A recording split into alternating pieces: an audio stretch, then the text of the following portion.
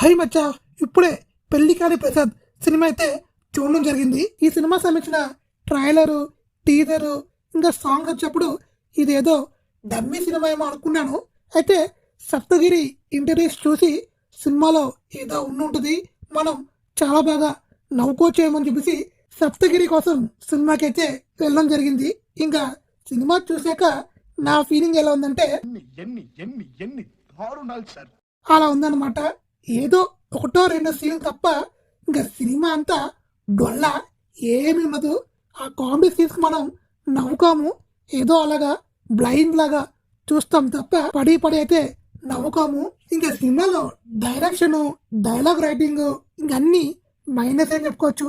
Writing చాలా పూర్గా ఉంది. ఎక్కడ ఎంగేజ్మెంట్ ఉన్న కామెడీ సీన్స్ అని రాసుకోలేకపోయారు.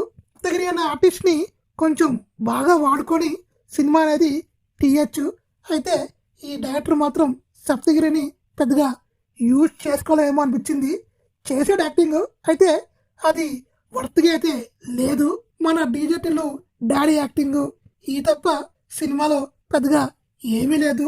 ఇంకా హీరోయిన్ కూడా చాలా గ్యాప్ తర్వాత మళ్ళీ హీరోయిన్గా చేసింది. ఇంకా తన యాక్టింగ్ కూడా ఏదో సోసోగా ఉంది.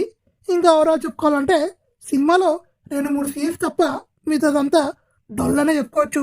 మనం ఎక్కడ పడి పడి అవ్వలేము. ఇంకా నేనైతే ఈ సినిమాని ఎంజాయ్ చేయలేకపోయాను. నా రేటింగ్ అయితే 2/5.